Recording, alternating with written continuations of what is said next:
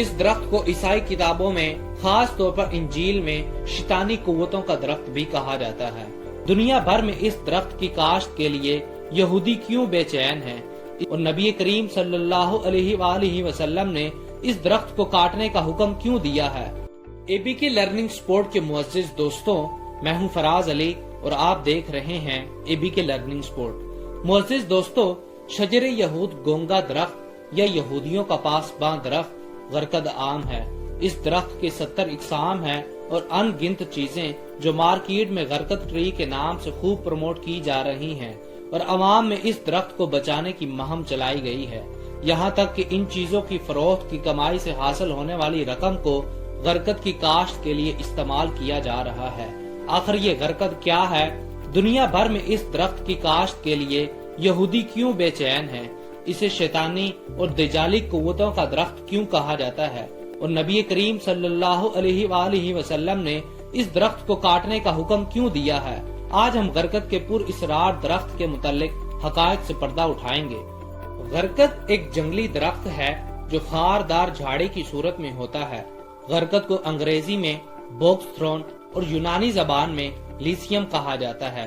یہ درخت 4 سے 5 فٹ اونچا ہوتا ہے۔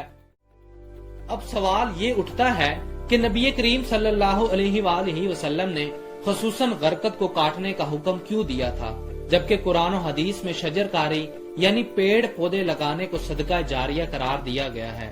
صحیح بخاری کی روایت کے مطابق رسول اللہ صلی اللہ علیہ وآلہ وسلم نے فرمایا، جو بھی مسلمان درخت لگائے یا کھیتی باڑی کرے اور اس میں پرندے، انسان اور جانور کھا لیں تو وہ اس کے لیے صدقہ ہے۔ اس کے علاوہ جنگ کے دوران نبی کریم صلی اللہ علیہ وآلہ وسلم نے سپاہیوں کو یہ تنبیہ کی تھی کہ راستے میں کسی بھی پیڑ وغیرہ کو نہ کاٹا جائے اور نہ ہی نقصان پہنچایا جائے۔ شجر کاری کی اتنی فضیلت ہونے کے باوجود آپ صلی اللہ علیہ وآلہ وسلم نے غرقد کے درخت کو کاٹنے کا آخر حکم کیوں دیا تھا؟ دراصل یہ بات یہودیوں کا پاسباں ہے اور قیامت میں اس درخت کا اہم رول ہوگا۔ لہذا ابو ہریرہ رضی اللہ تعالی عنہ سے روایت ہے کہ رسول اللہ صلی اللہ علیہ وآلہ وسلم نے فرمایا، قیامت قائم نہ ہوگی یہاں تک کہ مسلمان یہودیوں سے جنگ کریں گے اور مسلمان انہیں قتل کریں گے، یہاں تک کہ یہودی پتھر یا درخت کے پیچھے چھپ جائیں گے۔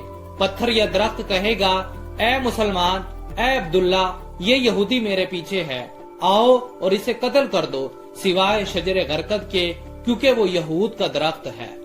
یہی وجہ ہے کہ مفسرین نے شجر غرقد کو شجر یہودی اور دجال کا ساتھی بھی قرار دیا ہے۔ مصری اخبارات کا کہنا ہے کہ غرقد کے درخت لگانے سے ظاہر ہوتا ہے کہ اسرائیلی حدیث مبارکہ کو کتنی سنجیدگی سے لے رہے ہیں۔ معزز ناظرین کرام، اسلامی تاریخ میں غرقد کا ذکر ہجرت کے فوراً بعد ملتا ہے۔ جب مدینہ منورہ میں مسجد نبوی کی تعمیر کی جا رہی تھی تو ایک صحابی اسد بن زرارہ انتقال کر گئے۔ آپ صلی اللہ علیہ وآلہ وسلم نے ان کی تدفین کے لیے جس جگہ کا انتخاب کیا اس کو بقیع الغرقد کہتے ہیں۔ بقیع اس زمین کو کہتے ہیں جہاں درختوں اور پودوں کی جڑیں باقی رہ جائیں، اور اس جگہ پہلے غرقد کی جھاڑیاں تھیں۔ چنانچہ یہ جگہ مسلمانوں کا قبرستان قرار پایا۔ بعد میں حضرت محمد صلی اللہ علیہ وآلہ وسلم کی صاحبزادی حضرت رقیہ، حضرت فاطمہ اور صاحبزادے حضرت ابراہیم کو بھی یہیں سپرد خاک کیا گیا۔ جب مسلمانوں نے قلعہ خیبر فتح کیا تو یہودی نے خیبر میں بھی اس درخت کو لگا رکھا تھا۔ نبی کریم صلی اللہ علیہ وآلہ وسلم نے فتح خیبر کے بعد ان درختوں کو کاٹ دینے کا حکم دیا۔ حضرت عمر کے دور خلافت میں یہودیوں کو عرب سے نکال کر عراق و شام میں بسا دیا گیا اور خیبر کی زمینوں کے بدلے انہیں دوسرے مقامات پر زمینیں دے دی گئیں۔ حضرت عمر رضی اللہ تعالی عنہ کے دور خلافت کے آخری زمانے تک اس درخت کو عرب سے مکمل طور پر صاف کر دیا گیا، لیکن بعد میں آنے والے خلیفہ اور بادشاہوں نے یہودیوں کو ان مقامات پر غرقد کی کاشت کی اجازت دے دی جہاں وہ آباد تھے۔ دوستو، اس درخت کو عیسائی کتابوں میں خاص طور پر انجیل میں شیطانی قوتوں کا درخت بھی کہا جاتا ہے۔ واضح رہے، یہودی قوم اپنے مذہب سے زیادہ اسلام کی سچائی پر یقین رکھتے ہیں اور ان کے علماء اور محققین قرآن و حدیث کا مطالعہ کر کے اپنی ترقی کی راہیں کھولتے اور مسلمانوں کی کمزوریوں پر گرفت کرتے آ رہے ہیں۔ यही वजह है कि आज भी यहूदी गरकत को अपना पासबां दरख्त मानते हैं, जो क़यामत से पहले होने वाले अजीम जंगों में इनका मददगार साबित होगा। यहूदियों को आखिरी नबी हजरत मोहम्मद सल्लल्लाहु अलैहि वसल्लम की जुबान मुबारका से निकलने वाले हर लफ्ज की सच्चाई पर मुकम्मल यकीन है। इस बात का सबसे बड़ा सबूत ये है कि आज यहूदी गरकत की काश्त पर लगे हुए हैं। इसराइली हुकूमत पिछले 40 सालों से गरकत की शजरकारी यानी प्लांटेशन में मसरूफ है। एक रिपोर्ट के मुताबिक साल 2010 तक 24 करोड़ गरकत के दरख्त इसराइल में लग चुके हैं और इसके अलावा इसराइल में चलने वाली ट्रेन के अतराफ में 30 से 40 किलोमीटर तक ट्रेन लाइन के दाएं बाएं सिर्फ गरकत ही लगे हुए हैं। इसराइल में हर यहूदी के घर के बाहर आपको गरकत ट्री लाजमी देखने को मिलेगा। हैरानगी की बात यह है कि खैबर में शिकस्त खाने के बाद इनके पास अब तक ना ही कोई मुल्क था और ना ही कोई फौज थी, लेकिन 20वीं सदी में उन्होंने पहली बार फलस्तीन पर कब्जा करके इसराइल की बुनियाद रखी। लिहाजा अब वो रिहायशी इलाकों में इस दरख्त को खूब काश्त कर रहे हैं। मुअज़्ज़िज़ दोस्तों, मार्केट में आज गरकत को मजीद मशहूर और आम करने के लिए गरकत के दरख्त वाली टी शर्ट, परफ्यूम, बैग्स और दीगर चीजें फरोख्त की जा रही हैं।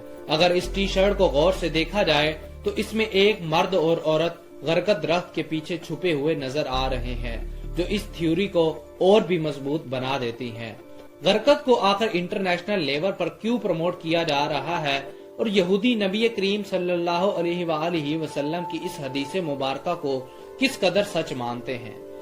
दोस्तों, एक रिपोर्ट के मुताबिक जैश नेशनल फंड में आने वाली तमाम रकम को गरकत के दरख्त लगाने पर इस्तेमाल किया जा रहा है। इस तंजीम का मकसद भी दुनिया भर से चंदा जमा करके इस सब रकम को दरख्त लगाने पर सर्फ करना है। इसराइली वजीर आजम ने 1999 में खुद इस दरख्त को लगाकर गरकत की काश्त पर अवामी सतह पर जोर दिया। यहूदो नसारा आज आखिरी नबी सल्लल्लाहु अलैहि वसल्लम पर ईमान न लाने के बावजूद आपके हर अल्फाज और पेश गोई पर पुख्ता यकीन रखते हैं। बहसीयत मुसलमान हमें आज खुद का मवाजना करना चाहिए कि आज हम मोहम्मद सल्लल्लाहु अलैहि वसल्लम की उम्मती कहलवाने के बावजूद आपकी तालीमात पर अमल पैरा हैं या हमारे दावे नबी करीम सल्लल्लाहु अलैहि वसल्लम की सिर्फ मोहब्बत और अकीदत की हद तक महदूद हैं। नीज ये कि आज हमें चाहिए कि अहम इस्लामी तालीमात के साथ साथ हालात हाजरा पर भी वाकफियत रखें और हमें अपने दीनो ईमान को बचाने के लिए यहूदी और दिजाली फितनों से कुरान और हदीस की रोशनी में आगाही लेनी चाहिए। नाज़रीन कराम, ये थी आज की वीडियो।